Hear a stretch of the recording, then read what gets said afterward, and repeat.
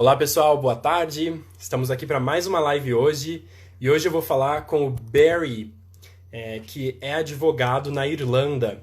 Ele já foi do exército americano, do exército irlandês, né? Já foi oficial do exército, já serviu nas Nações Unidas e aí estou super animado para poder falar com ele hoje aqui e trazer um pouco mais da experiência dele. Obrigado, Marcos, por estar acompanhando.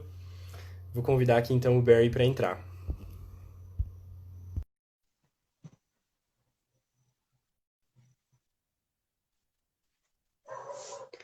Só um segundo, já está entrando. Hello, good afternoon. Hey, how are you? I'm well, thanks for asking. Good to be speaking to you So, tonight. yeah, it's good to be speaking with you as well, My Barry. pleasure.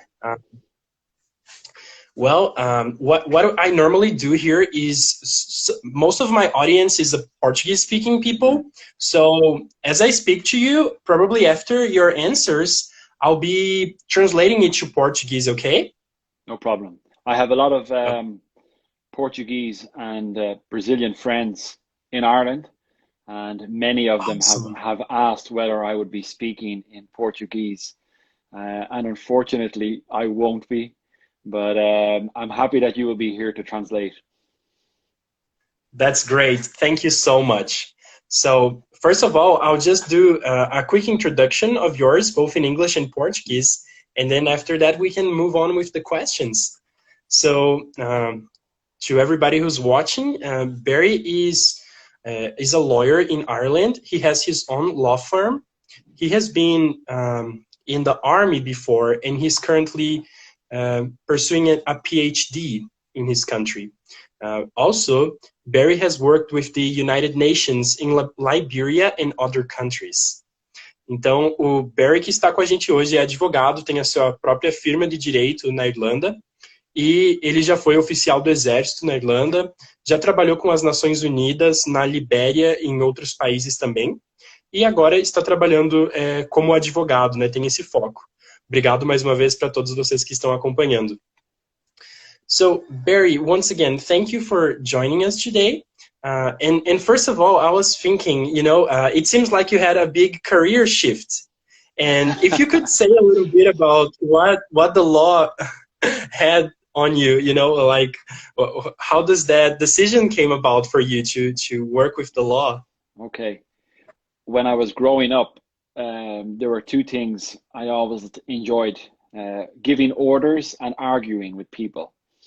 So I said I would join the military first and prepare for a career in law and then have a career in law secondary. So it was something I had always intended. If I wasn't to be a soldier, I was to be a solicitor. It had always been in the back of my mind. And I was very fortunate that there was a career path ahead of me within the Irish Army whereby I could join the army, go to university, and then between the time I finished university and I commenced my traineeship as a lawyer, I served overseas and I also squeezed in 3 master's degrees. So it was a great preparation for a career in law. That's great. I'll go ahead and translate that. That's awesome. Então, eu primeiro perguntei ao Barry por que ele se tornou um advogado, né? Porque ele era um oficial do exército. E aí ele falou que crescendo, né? Ele tinha 2 coisas principais que ele gostava muito de fazer, que era dar ordens e brigar com as pessoas. E por conta disso, ele achava que uma carreira no direito era perfeita. Então ele começou no exército, e ele, né, tinha já um plano bem preparado, que ele sabia que ia ser um advogado no futuro. Então primeiro ele ia servir um tempo no exército e depois ia se tornar advogado. E ele comentou, inclusive, que a carreira no Exército ajudou muito isso. Ele conseguiu fazer 3 mestrados enquanto ele estava servindo no Exército. Então, teve uma oportunidade bem grande de preparar ele para fazer isso, para se tornar um solicitor. Well, that was a great answer. That's probably one of the best stories I've heard in my life. That's really, really good. The best reason somebody has ever given me to start a career in law. No, Well, I've always enjoyed arguing with people. So why not make some money from it? Right? Yeah, that's great. Eu sempre gostei de brigar com as pessoas, então por que não fazer dinheiro com isso, né? É a resposta dele, muito bom. Well, I was wondering, how does law school work in Ireland? Because here in Brazil, we can go into law school right after high school, and some people that I have interviewed from other countries, such as the USA, law school is a something that you do as like a post graduation degree, Okay. as a professional degree. So how does it work for you? So in Ireland, you can go into law school directly from high school, but you can't qualify as a lawyer straight away. After you do your law degree, there's two paths. In Ireland, we have a division of our lawyers between solicitors and barristers. Solicitors, stereotypically, would have a lot of paperwork. They would be client facing, whereas barristers would advocate on behalf of the clients. I'm conscious that you need to translate some of this, but effectively, after you finish law school, you can become either profession, sit professional exams relevant to that profession, and then, depending on which path you choose, you either take a nearly 3-year solicitor traineeship in a law firm, or you take an academic course and then a 1-year traineeship as a barrister. Okay, got it. So I'll go ahead and translate some of that. Então, a pergunta que eu fiz foi, depois do ensino médio, você já pode se tornar um advogado? Já pode fazer law school na Irlanda? E a resposta foi sim, na Irlanda, depois do ensino médio, você já pode fazer isso. Entretanto, não é só se graduando na faculdade de Direito que você pode se tornar um advogado. Você vai precisar fazer 3 anos de formação se você quiser ser um solicitor, e aí a ideia é que o solicitor tem né, o estereótipo de ser aquele advogado que só fica lá no escritório, que trabalha com as peças. E se você quiser ser um barrister, aí você vai ter que fazer um treinamento acadêmico e depois mais um ano de treinamento. E o barrister tem essa ideia de ser alguém que vai fazer as arguições, vai fazer as defesas perante o tribunal. Let me just check if I said the correct thing. So the solicitor is the person who stays in the desk, right, with paperwork, and the barrister is the one that goes to court. Is that correct? In general, so it can be very difficult. Yeah. In general, that would be fair. But a lot of solicitors, if they heard this, will kill me because they do a lot of advocacy. And one of the reasons I would have preferred personally to have been a barrister, because you are standing in front of an audience and you are arguing with people, but it's a very precarious profession because you are on your own. As a solicitor, you can join with a firm, you can gain your experience and then establish your own practice. And that's one of the reasons why I did employment law, because employment law, even practicing as a solicitor, you can advocate on behalf of your clients. So that allows me to itch that scratch while being in the solicitor and not a barrister role. Oh, that's awesome. Então, a ideia que eu havia comentado sobre o solicitor e barrister, né, em termos gerais é isso mesmo, né, mas ele falou que se um solicitor tivesse ouvido isso, como são questões gerais, né, estereotipos, talvez eles não gostassem muito disso, mas essa que é a ideia. E também comentou, então, que ele escolheu ir especificamente para o direito trabalhista, porque permite que ele tenha uma liberdade maior em advogar especificamente para os clientes dele e até em um âmbito mais geral, né, conseguindo fazer coisas que talvez não necessariamente um barrister de outras áreas conseguiria fazer. Well, that's quite interesting. Well, you have already told me how it works after you're done with law school, but let me ask you, do you have a bar's admission test or something like that in your country as well? We do, and as I'm sitting here, I see the New York bar admission test paperwork, which I've had for maybe 2 years, but haven't had the time to attempt. So in Ireland, it's slightly different. You have preliminary examinations for both streams, whether you become a solicitor or a barrister. And for many people, that's their hurdle that they need to overcome. It's the biggest one. For me, I had to pass 8 exams, and they are difficult. And I'm not embarrassed to say that I failed one of them once and had to repeat it, and that would be standard. Um, but once you pass those exams, the next element is then your formal training. And as a solicitor, you would have a combination of both academic and practical. So you would be, in effect, a trainee to a more senior solicitor who will guide you through what you should or should not be doing. In the larger firms, and I practiced in a larger firm, you would have a rotation every few months between different departments. And then between those rotations, you would go to the professional law school, which would teach you exclusively how to practice as a solicitor. And it's not too dissimilar for barristers. They would do their academic training for 1 year first, and then they would do their traineeship, which is called deviling in Ireland. They would do it for a year afterwards. And there's some cultural and social, differences between the professions, and it's a strong rivalry. And I can maybe tell you a little bit more about that afterwards. Okay, okay, I'll love to hear from that about that. Something that is very interesting also is that in Brazil we also have a law school.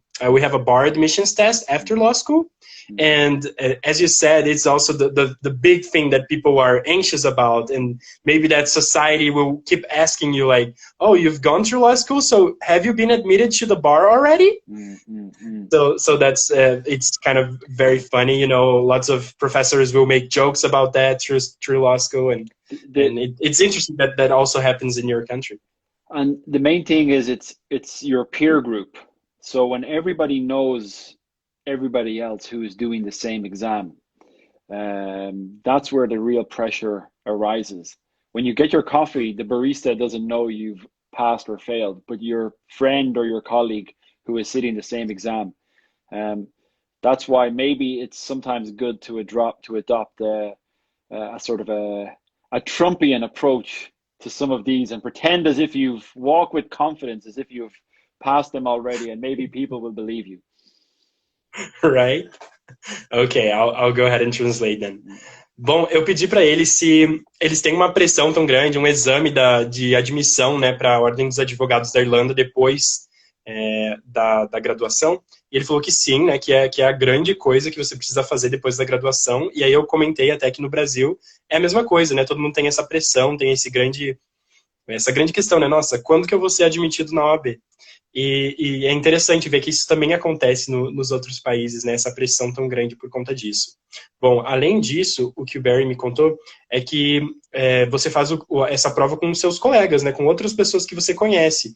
E assim, tem uma pressão ainda maior, né? Porque todo mundo vai saber se você passou ou não, né? Todo o seu grupo, né? E ele falou de uma forma engraçada, né? Que talvez seja bom ter uma atitude tipo do Trump, assim, que tipo, caminhar com confiança que eu ganhei, que eu estou positivo, que já passei, sabe? Então, foram essas coisas de modo geral, assim, sumarizando, né? Resumindo as últimas coisas que foram faladas. Well, that's interesting. So you mentioned you'd be saying something about the rivalry that there is between and cultural differences in the profession. So unfortunately, when barristers are in court, the protocol is a solicitor needs to attend upon them. And even though the solicitor gives the instructions to the barrister, in many instances, the barrister needs to have somebody effectively assisting him who is a solicitor. And so that can lead to some differences whereby many barristers see themselves as higher up in the lawyer hierarchy within Ireland. And so that leads to a lot of rivalry between the profession. Also, the barrister profession, the law school in Ireland, King's Inns, that's several hundred years old. So they really do revel in their tradition and their history and a lot of their rituals. It's a very ritualistic profession. And so they kind of wear those rituals with a badge of honor and as a means of distinguishing them from other lawyers. And they continue to wear, which you will have seen, as in England and Wales, they continue to wear the white and grey wigs, which is something that is obviously not apparent in most jurisdictions around the world. Alrighty. Bom, então ele falou um pouco sobre essa rivalidade que existe dentro da profissão, especialmente no sentido de que algumas escolas são muito tradicionais e tem essa especialidade de usar um badge, né, falando, tipo, eu sou formado em tal escola, ou, né, eu estou nesse canto da profissão, por conta de ter essa divisão na profissão, então isso acontece, né, ele até comentou que os barristers lá na corte, eles ainda assim vão ter que ter um solicitor ajudando eles, entre aspas, né, dando instruções, então eles têm essa, alguns profissionais acabam tendo essa distinção, né, dizendo, olha, a gente é melhor, ou somos melhores profissionais, maiores, por conta disso, né, por conta dessa diferenciação necessária. E falou ainda, né, que a profissão ainda ela é muito ritualística, né, se usa ainda uma peruca e tudo mais para poder fazer com que toda a encenação que acontece na corte seja possível, né, toda aquela questão teatral e tudo mais que a gente já conhece, né. Well, I was wondering also, so let me just clarify, so are you a solicitor or a barrister? I'm a solicitor.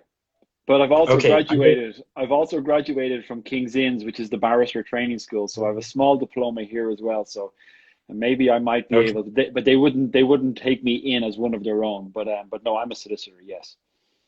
Okay, great. I just don't want to offend you. No, you couldn't offend me. That's great. Okay. Well, you also mentioned that something that made you or helped you to decide to go into labor law was this, I don't know, maybe freedom of your act and the way you can do things in this specific area of law. So I was wondering, how is your, I don't know, maybe could you speak a little bit about your routine or maybe about the most common cases that come to you? Yeah. Okay. So I'll probably divide it in two parts. I'm not too sure if you have many people on your show who are law students. When I started out as a lawyer, I started out as an investment funds lawyer. And it's quite financially lucrative, but my heart wasn't in it. And what I wanted to be was really a litigator. And I like dealing with people. And so I made a number of steps to pivot back to labor and employment law. And it was the best decision I made because so many lawyers spend their professional life in a practice area that they don't enjoy. And it must be soul destroying to go to work every day doing something you don't enjoy. And so that would be the one piece of advice that I would give to anybody who listens to this. So I'll let you translate that first, and then I'll explain a little bit about my day. Great, thank you. Então eu perguntei sobre como que é a rotina ou sobre a sua opção de ter escolhido trabalhar com direito do trabalho, ela está especialmente relacionada a que área, ou ao que especificamente. E ele falou algo bem legal, ele falou que quando ele começou a trabalhar como advogado, ele trabalhava como advogado na área de investimentos, e isso era muito lucrativo, mas o coração dele não estava nisso, e por conta disso ele foi fazendo uma série de passos para trabalhar com o direito trabalhista. Ele falou uma coisa bem legal, que deve ser muito destruidor para as pessoas irem trabalhar com algo que eles não gostam, e que ele percebe que muitos advogados acabam, né, passando toda a sua vida profissional fazendo algo que não gostam, e que provavelmente isso não é legal, né, você não consegue ter a satisfação que você teria se fizesse, se trabalhasse com a área que você gosta mais, né? Well, all translated, so we can move on. Okay. So in terms of my typical day, once I sit at my desk, having taken care of my own, business, the first thing I check is finances. So because I have my own firm, it's the one thing I need to be on top of every single day. What is coming in and what's coming out. And it's great to think of one failing that a lot of lawyers have is that they fail to think of law as a business. There's no point in practicing law if your clients aren't paying you. And ultimately, when you are qualified And as time goes on, you will know that getting paid by your clients can sometimes be a headache. So it's the first thing I check, and I'll let you translate that. Ok. Então, ele falando sobre a rotina, né? A primeira coisa que ele faz é dar uma olhada nos trabalhos pessoais e a prioridade logo depois disso é olhar para as finanças. Ele falou que um problema que ele vê de muitos advogados é que eles não veem o trabalho de direito, né, o trabalho como advogado, como um negócio. E como ele é o dono da sua própria firma, ele precisa ficar sempre vigiando isso, né? Precisa sempre ficar olhando para finanças e sempre prestar muita atenção nesse sentido. Além disso, ele também comentou que como né, com essa responsabilidade de ter sua própria firma, ele precisa sempre ficar cuidando para ver se os clientes estão pagando ele, né? E ele percebe, depois de um tempo de prática, que às vezes pode ser uma dor de cabeça conseguir com que o seu cliente te pague. All right. So the next thing I do is really prepare for my day, and I make sure that my appointments will be going ahead. So I double check with everybody who I have lined up to attend. I'm an early riser, so I get up super early. So hopefully by the time they check their emails, they'll have received an email from me to note that, you know, our meeting's at 12 or at 2 or at 4. Because if you have that time in your diary, and if somebody doesn't commit, a 30-minute meeting is really a 1-hour meeting, because you're preparing for 15 minutes beforehand and 15 minutes afterwards. So that's time management. I would say, first of all, finances and time management. They're probably two of the things I need to start my day with. And this is all before 9 a.m. Uau. Então, antes das 9 da manhã, ele tem certeza de checar essa questão financeira. E aí também ele olha toda a agenda do dia, o que ele tem de compromissos marcados, e manda mensagens ou e-mails para todos os clientes ou pessoas que ele tinha alguma reunião marcada, para confirmar se a reunião ainda está marcada. E aí ele espera que todo mundo consiga responder a tempo. That's awesome. That's really nice. You know, that's quite a routine, and I really like to learn about other lawyers' routine. And thank you so much for sharing these details of yours. Yeah, no problem. But I mean, after that, the business of law is something that I think isn't taught in law schools, and unfortunately, for many lawyers, they never get the exposure to the practice management. I was very fortunate in that before I established my own firm, I was the chief operations officer for a US law firm in Ireland and London. And so this was my routine. 50% of my work was practice and 50% was management. And I think by appreciating how do you get clients? How do you manage clients? How do you build clients? How do you get clients? Because there's a life cycle. By appreciating how that process is done and undertaking, it might give people more confidence if they ever want to set up their own firm. And I'm just trying to give some points here. If they ever want to set up their own firm or ever want to work by themselves, it's very important that not only do they know the law in their practice area, but also know how to run a business, because ultimately that's what it is. Great, ok. Bom, eu falei, né, que muito obrigado por compartilhar a sua rotina específica de cada dia, porque isso faz uma diferença muito grande, né? Eu gosto muito de descobrir e saber o que os advogados estão fazendo na sua rotina em lugares diferentes do mundo.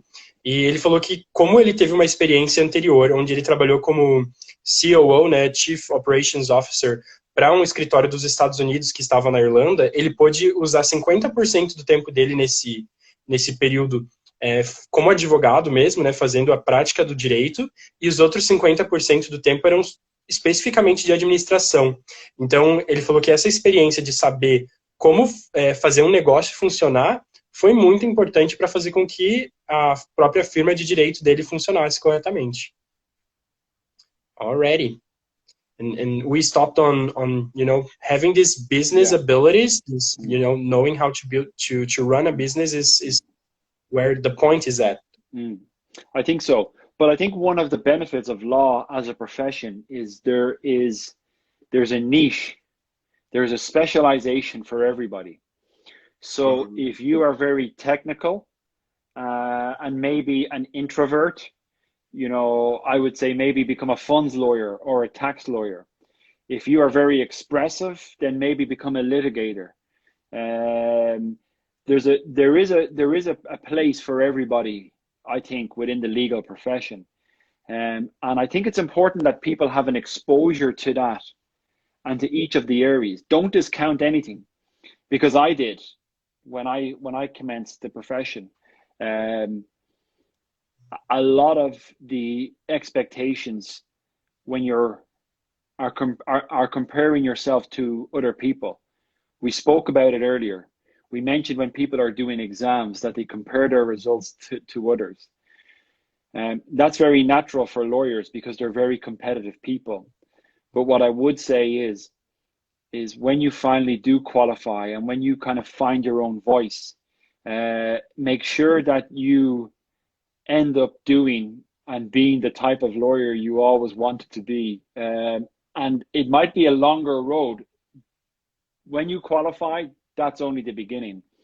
And you might have some battles to kind of make your way towards the direction or destination that you ultimately want to be. But remember, life is long and it's getting longer for everybody. I hope to be practicing when I'm maybe 70 or 80 or maybe even 90. If Joe Biden can be president at 78, and maybe I can practice law at 78. Great, great. Então, o que ele acabou de falar, né, é uma coisa bem interessante que ele acha que tem lugar para todo mundo no direito. Como a gente tem áreas específicas, carreiras em nichos bem específicos, todo mundo tem um lugar no direito, né? Então ele falou, olha, se você é mais introvertido, talvez trabalhar com direito tributário, talvez trabalhar em algum lugar onde você não tenha que ter tanto atendimento, seja algo legal para você. Se você já trabalha em outras partes, né? Se você gosta muito de falar com as pessoas, talvez trabalhar como um advogado que vai fazer júris, que vai trabalhar nas cortes, que vai fazer, né, toda a apresentação de casos, seja para você. Então, todo mundo tem um lugar no direito. E ele falou uma coisa legal para a gente não descontar nenhuma área, né? Para a gente ter alguma exposição, experimentar áreas diferentes, para que então a gente possa escolher, olha, eu gosto dessa área do direito e eu vou fazer ela com paixão porque eu quero. E por fim, ele falou algo bem legal. Ele falou que, olha, a taxa de mortalidade, né? Ou melhor, quanto tempo a gente vive, está ficando cada vez maior. Então, ele falou, se o Joe Biden pode ser presidente com 78 anos, eu quero ser advogado e estar praticando com 78 anos. Okay, we can move on. I'm just really enjoying it a lot. I'm having a good time. Thank you so much. No problem, my pleasure. Well, so you just mentioned that you'd like to keep practicing for a long time. How long have you been practicing already?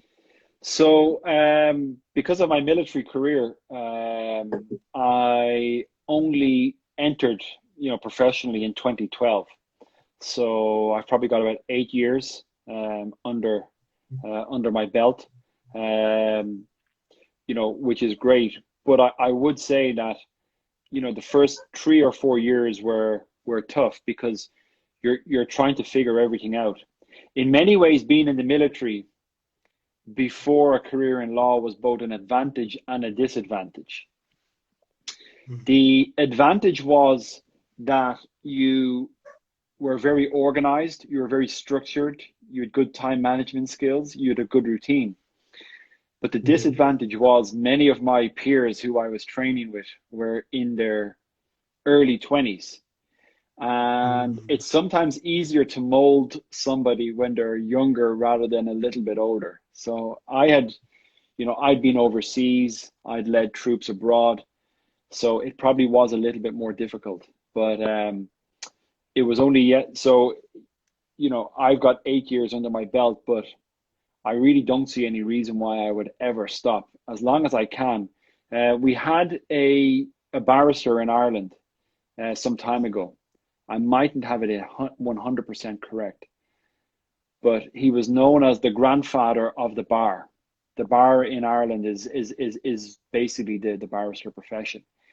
I believe it was he died on the day that he was to attend a lunch for his 101st birthday. And I thought to myself, that's a good way to go. That's great. Yeah, that's definitely a good way to go. Então, o Barry acabou de falar que ele trabalha com direito há aproximadamente 8 anos, né, por conta da carreira militar dele antes. E ele falou que a carreira militar foi uma vantagem e desvantagem também. Então, como vantagem especial, ele via que ele já sabia administrar muito bem o tempo, ele já sabia várias coisas, né? Ele já tinha liderado tropas, já tinha viajado pelo mundo, tido várias experiências que os colegas ainda não tinham tido. Mas, por outro lado, quando ele começou a trabalhar, ele tinha que começar a trabalhar junto com as pessoas que estavam começando também. Então, a maioria dos colegas dele tinham 20 anos, né? Estavam no seu início de carreira, então, né? Entre os, sei lá, 20 a 25 anos, algo assim. E por conta disso, né? Ele percebia que talvez era mais fácil para moldar eles, né? Então, eles eram mais adaptáveis, estavam mais prontos para mudar a sua rotina, a sua forma de pensar, a sua forma de trabalhar, do que o Barry, que já tinha tido todas essas experiências antes. Então foi algo bem interessante. E aí ele comentou também que ele pretende praticar pelo resto da vida, né? Foram apenas 8 anos, ele quer continuar praticando. Ele comentou sobre alguém na Irlanda que tinha aproximadamente 100 anos já, e aí acabou falecendo quando ia para um aniversário de 101 anos, mas que era conhecido como o avô da OAB, né? Se fosse traduzir assim. Então, the grandfather of the bar. Então, essa que era a ideia. E ele falou que, né, que coisa legal, cada vez a gente vive mais e eu quero ser uma dessas pessoas também. Foi uma ótima forma dessa pessoa morrer, disse ele. Well, that was an incredible story. It's interesting to see how you said, the law has a place for everybody, and it has a place for everybody of different abilities and also of different ages. It's open for everybody, and I feel like when people have a different background before law, it adds so much to their careers. And nowadays I see often people with an engineering background or with some, computer science background, and I can see how they can use those abilities they have built beforehand to apply to the law and to make their practices even better. So I'm sure that you can always do that. And you mentioned that the military experience is also an advantage in many ways. So I like to see that. Yeah, one of the when the law gets extremely technical, we find a lot of people who've had careers in that area beforehand normally excel. So we would have a number of barristers in Ireland who were previously doctors, and they just know the right questions to ask. We have a number of engineers also who do patent, so trademark attorneys, because it's very technical and you need to have either a technical, engineering, or a scientific background. Those people from those professions who train subsequently as lawyers do very well. And I think culturally for me, some of my client base would include members from the military, the police, the fire brigade, from those sort of uniformed services. And having been in the military, it can sometimes help because you can appreciate the cultural differences within an organization. And thankfully, as an employment lawyer now, my client base is very varied. So I do get to see, a very different environment on a daily basis when I'm interacting with my clients. Some could be corporate, other people could be, manual workers. So it gives a great variety and a great perspective. That's awesome. Então eu comentei com o Barry, né, que algo que eu acho interessante é que cada vez mais eu vejo pessoas que já tiveram uma carreira antes do direito e que continuam agora, né, querendo fazer com que o direito seja a sua nova carreira, né? Então pessoas que já estudaram engenharia, já estudaram ciências da computação e agora estão indo para o direito, e como isso acrescenta no direito, né? E até comentei que, bom, se você já esteve nas Forças Armadas, né, com certeza isso faz uma diferença muito grande na sua prática do direito. E aí ele comentou também que como trabalhando nessa área trabalhista, né, ele tem a oportunidade de ver essa variedade também. Como ele trabalha com várias empresas, né, e tem uma lista de clientes muito diversa nesse sentido. E ele percebe também os benefícios, né, de ter uma carreira anterior, né, como a pessoa que já teve uma experiência como nas Forças Armadas, né, no militar, seria algo muito enriquecedor para a prática do direito depois. Well, as we approach the end of this live, I was wondering if you have any other things to say to future lawyers in any place in the world. You know, you have already given great pieces of advice about following your guts, your heart, what you like doing, and also I think that your routine was very valuable with us for you to share. So I was wondering if you'd like to say something else. Yeah, I suppose, you know, I've been speaking English and you've been speaking, you know, Portuguese. But in Ireland, our national language is Irish. And there's one phrase, it's sulele, which means another eye. It means an additional eye. And I think it's very important for lawyers to always be mindful of using the additional eye. It always try to imagine what the other person's perspective is. There's always three sides to any story. You know, the two people arguing and then a witness. So always try to imagine, you know, what is your story going to be? What are you expecting, you know, from your opposing counsel or from the opposing lawyers? And what will an independent person say? Because if you can get all three, you can control your story, your narrative, and preempt any of the difficult questions or scenarios that your client may encounter. So I would, you know, advise anybody to use their sulele as much as possible. That's awesome. Então ele falou que tem uma língua, a língua nacional da Irlanda é o irlandês e não o inglês, né? E talvez as duas sejam, mas ele falou que em irlandês tem essa palavra que significa um olho adicional, um terceiro olho. E aí ele falou que é importante que quem está estudando direito ou está numa área jurídica tenha a capacidade de ter essa perspectiva, né? Olha, a perspectiva do seu cliente, a perspectiva de com quem ele teve um problema e a perspectiva de uma testemunha.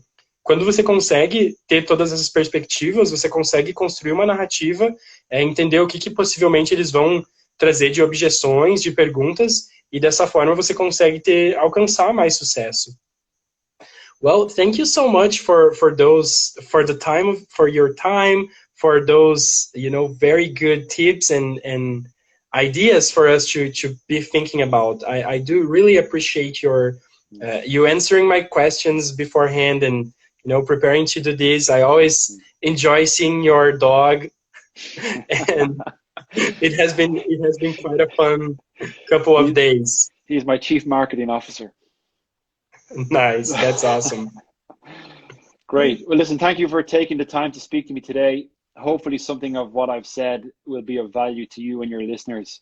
And if anybody ever wants to reach out, please do. You can tag me when this goes when this goes out. And my law firm is at Crushell, CRUSHELLLAW. So you'll find us across all social media on Crushell Law. Thank you so much. Let me just ask before I do this, may I leave this live recorded so people can watch afterwards? Of course. My pleasure.